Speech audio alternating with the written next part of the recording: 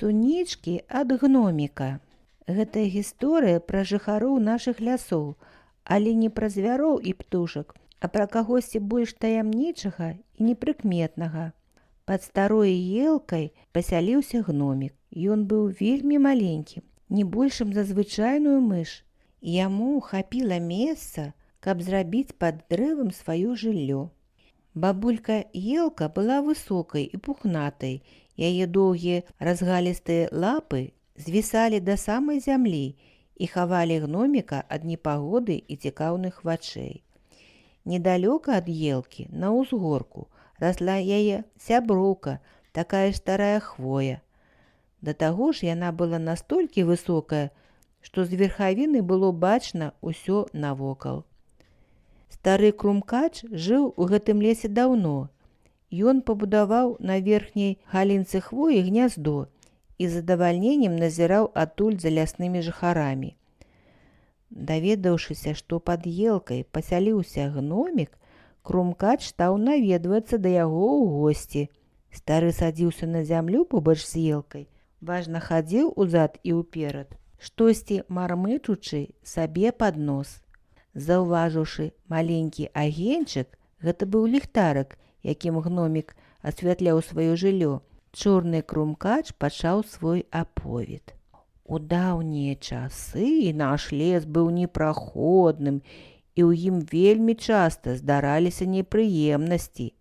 Баба-яга жыла ў самым страшным, зачараваным месцы. Яна заваблівала туды людзей і вельмі пужала іх. Але даведаўшыся пра такія нядобрыя выхадкі бабы-ягі, лясун прагнаў яе з лесу. Цяпер у нас ціха і спакойна. Стары лясун робіць добрыя справы.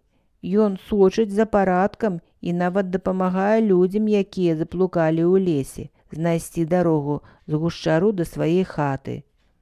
Вядома ж, гэтыя людзі не ведаюць, хто ім дапамагае. Лясун хаваецца ад усіх. Каб дапамагчы заблудным, ён гукае іх, кліча. Людзі ідуць туды, адкуль чутныя галасы, і так знаходзяць дарогу з лесу. А нядаўна, працягваў крумкач, у нашым лесе пасялілася сям'я сястрычак-матрошак. Яны падобны як две кроплі вады, толькі адна адной меншая па ўзросце. Старэйшай сястрычцы ўжо 15 гадоў, а малодшай толькі 5. Гэта вельмі добрыя і вясёлыя дзяўчынкі, такія танцоркі, а як заспяваюць, увесь лес сціхае, слухаючы іх звонкія галасы. Матрошкі пасябравалі з лесуном і ва ўсім дапамагаюць яму. Наш лясун вельмі рады працавітым памочніцам. Заўтра я абавязкова пазнаёмлю цябе з лесуном, а цяпер мне хочацца спаць, да пабачэння. Крумкач узмахнуў крыламі і паляцеў наверх да свайго гнязда. Было ўжо позна. Маленькі гномік таксама лёгся ў свой ложак, але яшчэ доўга не мог заснуць, успамінаючы аповед чорнага крумкача. Ён уяўляў старога лесуна з доўгай сівой брадой і добрымі вачамі, а побач з ім вясёлых ружавашчокіх сястрычак-матрошак. Раніцай крумкач, які абяцаў, прыляцеў да гноміка, каб пазнаёміць яго з ляснымі жыхарамі.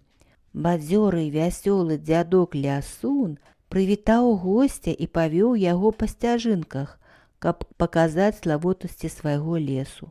«Вось гэтай хвоі, — казаў лясун, — 400 гадоў, а вунь таму дубу 500.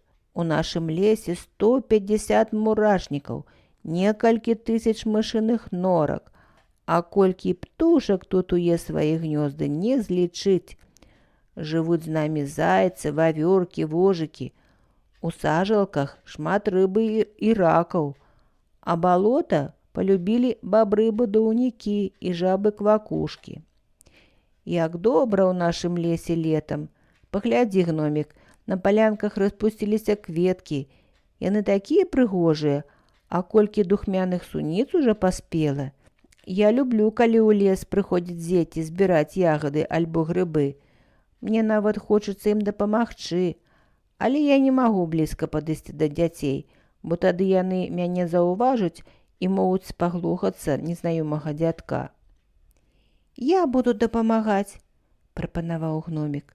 «Я маленькі, і дзеці наўрад ці заўважаць мяне. Тым больш, што я змагу хавацца ад іх за кустамі і ці ў траве». «Вельмі добра», – узрадаваўся лясун. «Я ведаю, што сёння дзеці з бліжэйшага мястэчка прыйдуць у наш лес па ягады. Бачыш, колькі іх тут саспела. А ты дапаможаш дзецям збіраць ураджай. Яны ж назапашваюць іх не толькі для сябе, але і для сваіх старэнькіх бабуль і дзядуль, для матуль і татаў, бо ў іх няма часу, каб хадзіць у ягады. Калі так, я пачакаю дзяцей тут», – вырашыў гномік. «А я пайду за сястрыцамі, матрошкамі. Нам трэба яшчэ навесці парадак у лесе, прыбраць сухія галінкі». Лясун сышоў, а гномік застаўся чакаць дзяцей. Неўзабаве прыляцеў крумкач і сказаў, што бачыў 3 хлопчыкаў, якія ідуць сюды. Пачуўшы гэта, гномік схаваўся пад яловай галінкай. А калі прыйшлі дзеці і пачалі хутка збіраць сунічкі, гномік выбраў самага маленькага хлопчыка і стаў непрыкметна падкладваць у яго кошык са спелай ягадкі. Прайшла гадзіна ці 2, і дзеці вырашылі вяртацца дадому. Паглядзеўшы ў запоўнены да краёў чырвонымі сунічкамі кошык малодшага браціка, старэйшыя вельмі здзівіліся і пахвалілі малога. Дзеці пайшлі да хаты, а гномік вырашыў сабраць і сабе кошык духмяных ягад.